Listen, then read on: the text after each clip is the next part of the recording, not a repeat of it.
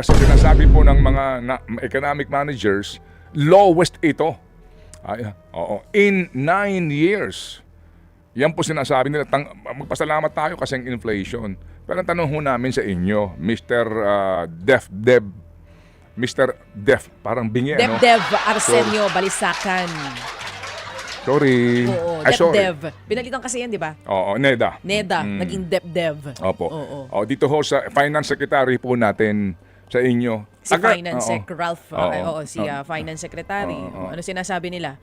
Taga saan kayong planeta? Oo. Saan sila namimili? Thank you so much, sir. Salamat po na marami, ha?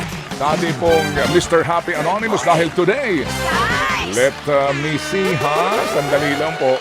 Doon po sa mga nag-aabang po kay Brad Jeff araw-araw sa The Daily Brad, ang ating pong katanungan para po sa ating What's on Your Mind ay ano po ang aral na naibahagi sa atin kahapon ni Brad Jeff. Tuloy na po yan ngayon pong bagong taon.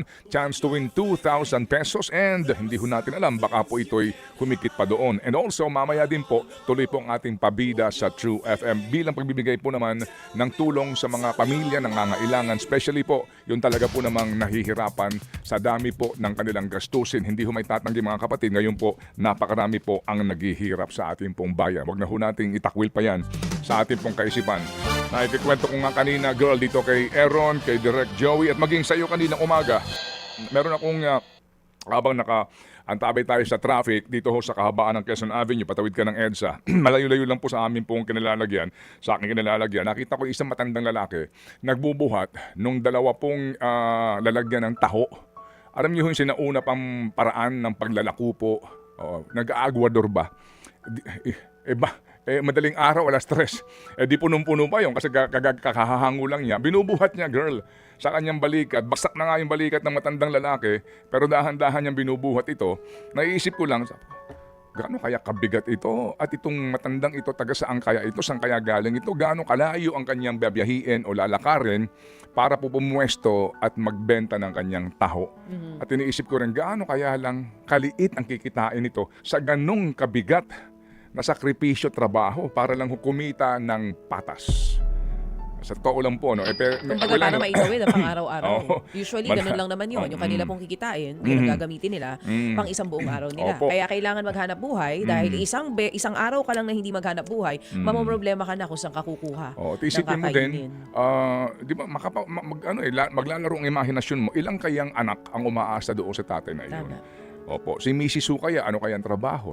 Alam niyo ho yun? Oo, kasi for him, para i-endure yung ganong kahirap na trabaho para po sa kanyang edad. At hindi siya nag-iisa na ganon. Makikita tayo, senior citizen na driver, di ba? Hirap na sa pagdadrive, pero tuloy pa rin sa paghahanap buhay. Amen. Marami pong ganyan. Mga kapatid, ano po, sa inyo pong araw-araw na pagbabiyahe, just observe around you, kung gaano karami itong mga taong ito na ang galaw po sa mundo ay patas. Yung bawat sentimo ho naman talaga, bawat barya na kanila pong kinikita ay galing po sa totoong hirap. Yung pong pagbubuhat noon, hindi ko ma-imagine.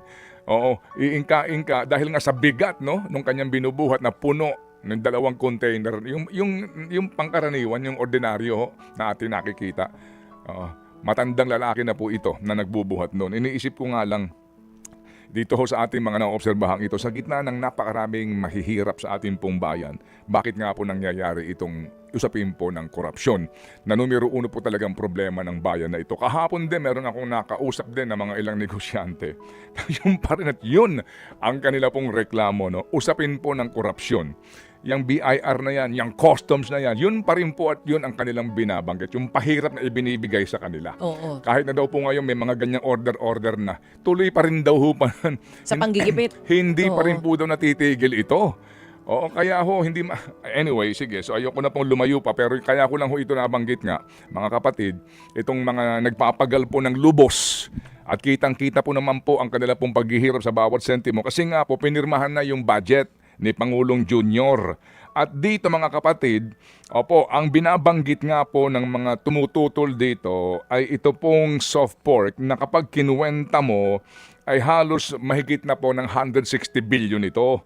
Yung pong maifip na yan, 51.6 billion, sinasabi nila, girl, na wag hong mag-alala dahil hindi ito aabusuhin.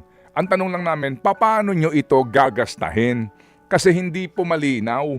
Yung panuntunan na sinasabi nila na hindi pa pwedeng makialam ang mga politiko pati sa AX na ito. Pero wala po sinasabi doon na hindi Penalties. na hindi na po sila pinagbabawalan mag-issue ng guarantee letter. Correct. Ang sabi O naman ng hindi sila pinagbabawalan magbigay ng pangalan sa listahan ng bibigyan ng ayuda. Ang sinasabi naman ng DOH girl na hindi na raw po tatanggapin yung guarantee letter ng DOH. DOH ka. Hindi naman sa'yo pupunta yung pasyente, yung Sa pamilya. ospital. Pupunta sa ospital eh. Tama. Ang gulo po nito, sa totoo lang, ang gulo po nito, hindi natin alam kung paano po na naman ito gagastahin sa dami nga ng mga Pilipino naghihirap. Hindi maalaman kung paano magpapagamot. Ewan ko na lang po kung kailan titino itong ating paglalaan po ng pondo. Dahil hindi ho natin maitatanggi na kahit na ano pang sabihin nila na yan malinis, yan corruption free, hindi kami naniniwala. Hindi ako naniniwala. Sorry po, diretsahan na lang po ito. Hindi kami naniniwala. Hindi makikialam ang mga politiko dito. Hindi kami naniniwala. Kaya mamaya nga po, isahin natin itong example lang doon sa budget po ng DPWH. Bulto-bulto pa rin eh. Same items pa rin. Na pare-pareho ang presyo. Oh. At yung binabanggit ni Senator Lacson last year, doon sa kanya nag-expose. Same price, iba-iba ng lugar, pero same yung figures. May ganun pa rin hanggang ngayon? Hanggang ngayon, ganun pa rin.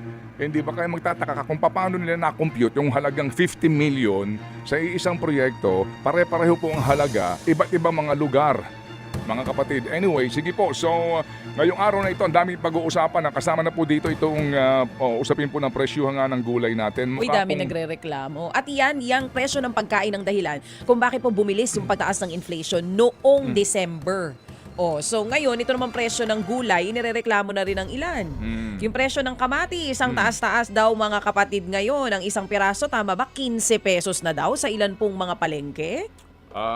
Yung inflation, depende yan kung nasaan kang bandang kampo o paano mo tatangkilikin ang isang baso na mayroong laman na kalahating tubig, halimbawa, di ba?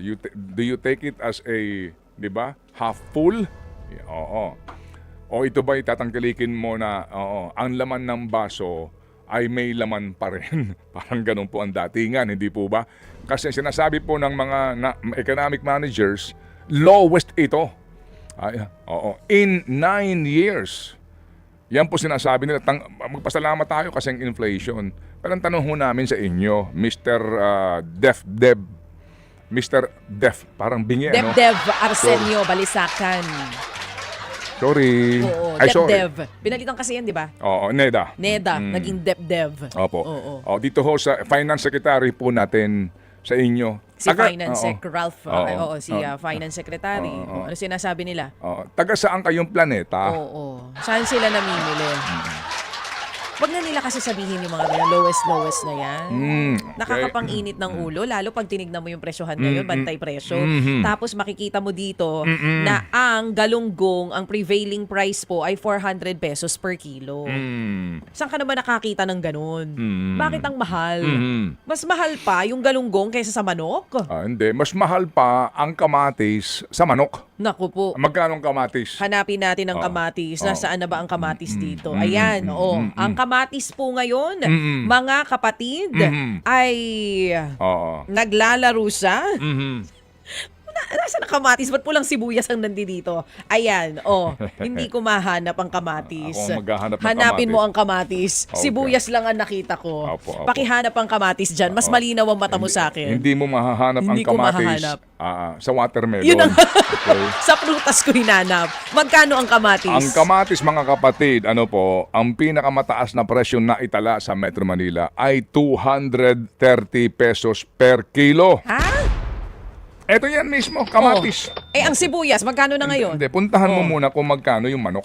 Sige, magkano ang Okay. manok? Kapag ho natin ikunumpara itong presyuhan ng manok, mga kapatid, dito po naman sa presyuhan ng kamatis, puntahan natin ang presyo ng manok this morning. Okay. Magkano ang manok? Opo, whole chicken. Oh. Alright. Ang pinakamataas po, mga kapatid, sa Metro Manila ay 240 pesos. Ha?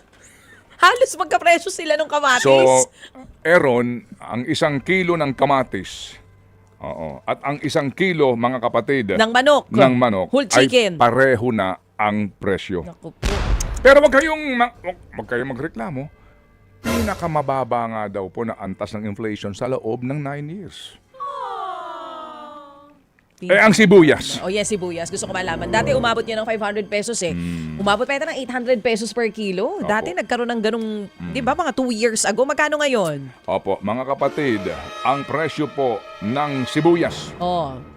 kung ang presyo po ng kamatis ay nasa 230 pesos, Ang sibuyas. ang pinakamahal ngayon, mga kapatid, mismo nang gagaling po ito sa Department of Agriculture na kanila pong bantay presyo. Magkano ang halaga? Ang sibuyas, mga kapatid,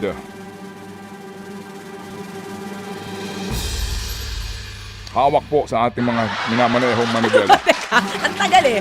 Sibuyas, binobola na magkano sa halagang? Ang halaga po ng onion sa mga panahong ito, mga kapatid, Ay, tumataginting na. Partner, ang tagal mo naman. Oo. Binibiti mo naman kami. Hindi kami ano tawag doon? Makapagsimula magluto, wala pa yung sibuyas eh. Magkano? Kailangan pa naman yan sa ating panggisa. Ang sibuyas bao ay magkano? mga kapatid, opo, ang sinasabi po dito, available lamang daw po ito Saan? Sa Kaliwa Store? sa iba't ibang pamilihan. Sa ngayon po, ang pinakamahal na presyo ng red onion, pulang sibuyas. Oh, magkano? Opo. Kaya po today. 260 pesos.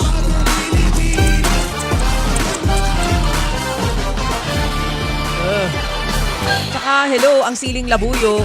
Siling labuyo, oh. Tignan mo kung magkano. 700 pesos. Pero ang average price, 500 pesos. Nak ng Okay, tete. I love you, BBM! Ganito. Siling labuyo, 700 piso. Hindi, ang pinakamainam dyan, tayo po'y kumonsulta sa isang eksperto na makapagpapaliwanag bakit lagi ito nangyayari. Kasi po, kumbaga, ang DA hindi na uubusan ng katwiran yan. Pero meron pong mga eksperto po sa sektor na ito na nagsasabi na yaan at yaan ay mauulit na mauulit taon-taon because of these factors. Halimbawa, highly perishable, madaling mabulok. Madaling masira. Okay. Seasonal, hindi ka nakapagtatanim ng all year round. Oo, correct. Okay. And then, geographically, meron lamang nagtatanim nito. Okay? And then, ano ho ang mga sinasabing pwedeng permanenteng maging solusyon dito? Ano nga? May sinasabi sila na halimbawa dyan, yung pong geographical location, dapat daw ho, mga kapatid, ipakalat yung produksyon nito, hindi lang sa isang particular na lalawigan. Para ho nang sa ganon, yung supply nito, mas madali mo maihahatid doon sa pamilihan. Tama naman. So dapat po, meron pong logistics planning at pagpaplano mismo. May sinasabi silang ganun po na dapat na mga ginagawa ng ating pong mga namumuno. Oo. At halimbawa din po, mga kapatid nga, yung support na naman doon sa post-harvest facility na naman kasi nga highly perishable at madali nabubulok kagaya po ng kamatis. Oo. So kinakailangan mo ng refrigeration Oo, na kailangan ng et cetera, storage et cetera. facilities. Oo. Of course, sa onion, etc. Oo. Okay. So mamaya maganda pag-usapan natin to. Nga lamang po sila ay makapagbibigay lamang ng suggestion. Dahil hindi naman sila taga-gobyerno. Hindi naman sila gobyerno. For the longest time, sinasuggest na nila ito. May ginawa ba ang gobyerno? Meron. Ano? Importasyon. Naku, piniila mo ko ha? This is Talagang ridiculous. ang aga-aga ito ang pinag-uusapan Sorry natin. po, Eh. ba't ako Nagiinit napo, ang ulo ng iba. Ako napunta rito. Sandali lang Favorite po. ko pa Okay. naman ang sili sa lahat ng kakainin ko. Pero Tapos kasi, 700 pesos per oo, kilo na. Kasi nga din ang sili, mga kapatid, if you also remember, misang umabot no 900 yan eh. Yan, Kasi oo. nga din po, ang pinanggagalingan yan, piling mga lugar lang, Oo. etc. Ano ho, at kumbaga po, dito ho, kung yan ay paulit-ulit lang, Na as problema. in, wala ho bang magagawa nga dito na intervention, kung pwede lang. Sasabi, baka na, ang galing-galing nyo, kayo na dito. Aba, kami nagsasuggest lang. Ang galing, Kasi kayo na dito, ang hindi galing-galing nyo. ganon. Kaya tinanggap nila yung trabahong yun, ibig sabihin kaya nilang gampanan yung trabahong yun. Hindi mo naman tatanggapin yung trabaho kung alam mong hindi mo kaya, hindi ba? Hindi po kasi nga, kung hindi kayo magaling, umalis kayo dyan. Tama. Yun naman ang kontra doon. O kaya, Okay, kung sige. ayaw nila umalis dyan, alisin na Okay. sila ng Pangulo. Ito- Speaking of alisin, naku po, may mga ugong-ugong Ah. na meron daw Rigodon na mangyayari at Aalisin na ba si Sani Angara? Teka! Dire-diretso! Iba blind item ko pa lang. Eto naman, masyado ko naman excited. Oh, kasi may mga umuugong pong balita ngayon na siyam daw Hindi na cabinet hindi members. Hindi aalisin yung... Si Angara, favorite. oo. Pero balita ko, ang pinaka-nanganganib ay si DOH Secretary Ted Herbosa. Oh. Yun ang sinasabi. Hindi aalisin yung mga ano... Gusto mo ba marinig kung ano pa daw yung ibang mga ahensya na nanganganib? Ito na. Oh. Alas 6:30. Parang isa lang ang gusto mo maalis ah. Ha? Hindi. O siya, gusto mo sila lahat maalis siya yung numero Wala uno. akong gustong maalis dyan. Tinatanong mo lang. Oh, kasi nga ang sinasabi, Si kaya daw Senator Vince Dizon daw ay Oo. ibabalik sa, sa DOTR. DOTR. Correct. May ipapalit daw sa DPWH, ibang tao. DNR, DICT daw, papalitan din. Maging Sino ang... Pomuceno daw dadali sa DPWH? Eh ano naman alam nun sa ano? Tsaka ang tourism din daw, papalitan. Ano ang alam nun sa alam nun? Okay. Oo. O sige, antay na lang Sa tayo. tourism. Oo, tourism daw papalitan kasi siguro dahil sa sandamakmak na pambabash sa secretary ngayon na nagkalat ang pagmumukha, Ako sa akin dyan mukhang mapapalitan daw. Ako sa akin seeing is believing na lang tayo dyan, girl. Come on! Abang-abang! Paliwangan ko lang ito para mas maintindihan po ninyo mga kapatid. Ito pong isyong ito. Sa punto ng mukha pong palagay ko dapat nila itong imbestigahan. Opo, Nino, ng ano itong agency na nangangalaga sa ating pong privacy? National Privacy Commission. Privacy Commission. Oo. Bakit ika nito? Ito po, hindi ito dapat ipagsawalang bahala natin. Dito ho bang nagdaang Pasko? Di ba may mga Viber po tayo, no? Okay. Ito po yung benefit ng internet. Kasi nga ngayon, wala ka nang bayad pag nasa abroad ka, pag ito ang ginamit mong medium. Kasi nga po, basta meron ka lang internet connection. Kaya nga, talo na ang long distance call, hindi ba? Viber, libre. Pwede pang video. Yes, Tama? o video call. Yan po ang Oo. biyaya ng Viber. Pero, bakit nito pong nagdaang Christmas season, napansin niyo ho ba, nung bumati ka ng Merry Christmas sa kaibigan mo, parang si Iñaki Garcia, binati ako. Si Kuya Al Mendoza, binati ako ng Merry Christmas. Si Manong Tuts, binati ako. Si Ate Nati Ocampo Versosa, binati ako ng Merry Christmas. At ako rin bumati sa kanila. Bakit pag press ko ng mga letrang Merry Christmas, may lumalabas, maliban doon sa mga makulay na mga letra and artworks doon sa pagbati mo para sa happy birthday din, di ba? Bakit merong lumalabas na Jollibee advertisement? Napansin nyo? Napansin mo? Oh, paid ad. Okay. Paid ad Nino Paid ad ng Jollibee. ng Jollibee. Oo. So, ang tanong lang po namin, ano ho ang basis para imbestigahan ito ng National Privacy Commission? Huwag lang imbestigahan po ng Kongreso kung shakedown lang, di ba? Kung gusto lang nilang kumita, alam niyo na ibig ko sabihin. Dito po, derechahan. Sa pagpindot mo ng Merry Christmas, agad lalabas yung Jollibee na advertisement. Ba't nangyayari yon? Bakit alam ni Jollibee na bumati ako na Merry Christmas kay Dame P. Fernandez? Bakit automatic may lalabas na Jollibee advertisement? So, binabantayan yung Viber ko na kapag may mensahe akong ipadadala na ang keyword ay Merry Christmas, papasok si Jollibee advertisement. Naisip mo? Yes. So, ibig sabihin po, monitored Ng Viber. ng Viber ang users. Yes, monitored ng Viber. Baka AI ang gamit nila dyan na Okay. whenever lalabas ang Okay. words na Merry Christmas or yung Christmas itself, Oh. if-flash yung Jollibee dun Oh. sa screen. Kaya nga, automatic Oo. lumalabas So eh. it's monitored by Viber. I mean, so yung privacy ko, sa pagbati ko sa aking mahal sa buhay ng Merry Christmas, pinasukan ninyo ng advertisement. Di ba dapat private lang yan?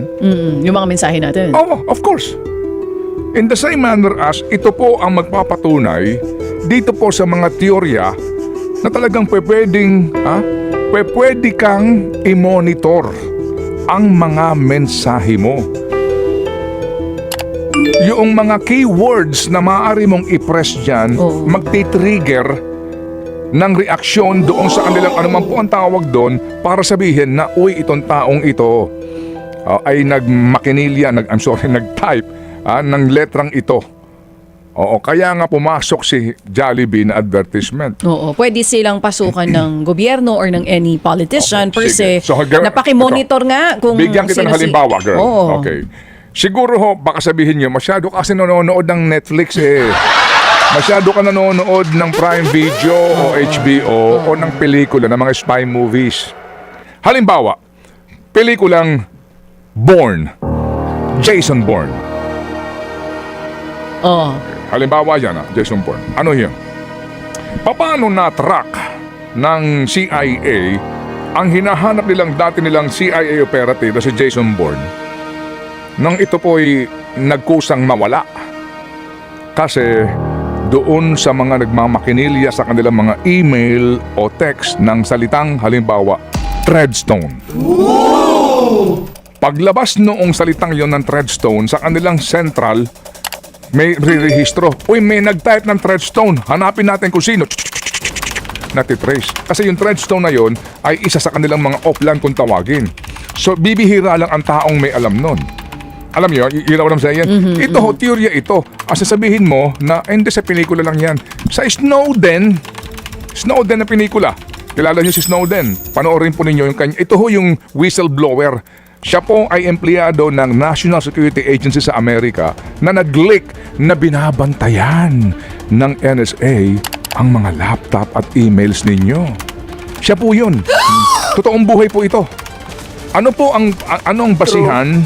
Oo, para ka mabantayan ng gobyerno, may mga keywords. Halimbawa lang, bomba. No? Kapag nag-type ka sa email mo, sa text mo ng salitang bomb, papasok, monitored lahat ng mga gadgets. Papasok sa kanila pong central at sa dami nito, iisa-isahin nila yung kumpol kung sino-sino ito and then sasalain nila to identify specific persons na.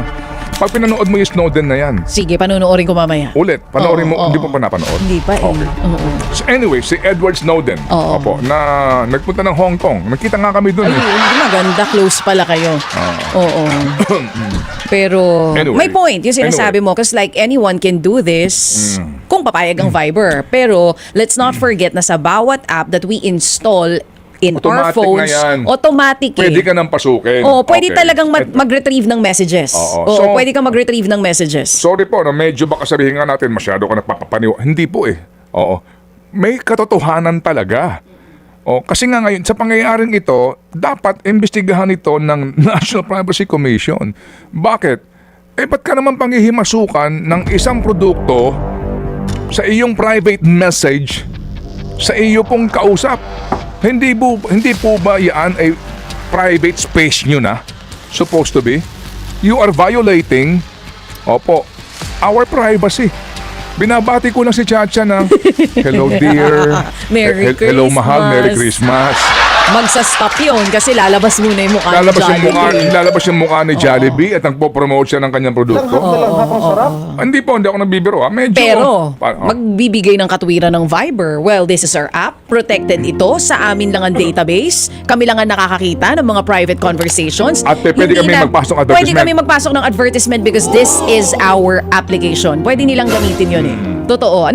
Aminin naman natin, sasabihin nila, di huwag ka gumamit ng Viber. yan, install mo. Yun ang sasabihin. Basta kami, sigurado kami, protected ang impormasyon ng aming users. Kami lang ang nakakakita niyan.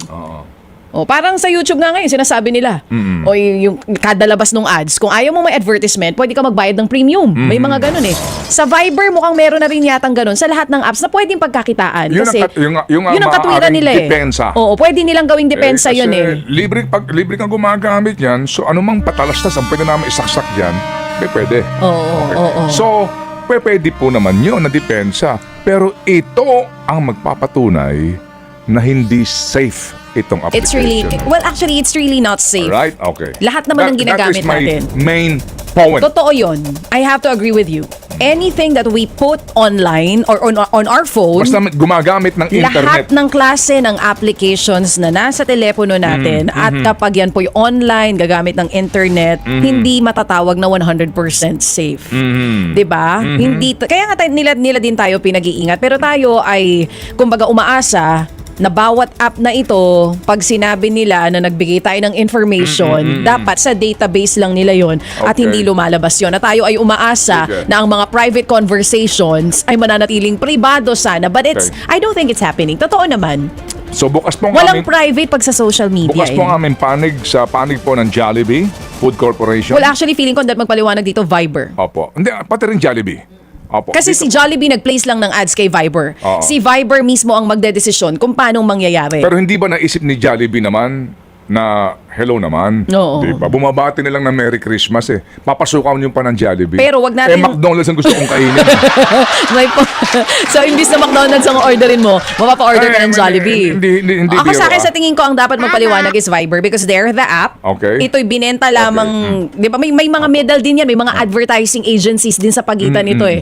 So, yung may hawak ng database, ng information, Okay. sila Sige. yan. So, Oo. naintindihan ko, gumagamit ka niyan eh. Libre paggamit yan. May binabayaran ka bang monthly? Wala. Basta may internet ka lang. So, ano man ang gustuhin namin dyan patalastas, pwede namin gawin yon. Fine.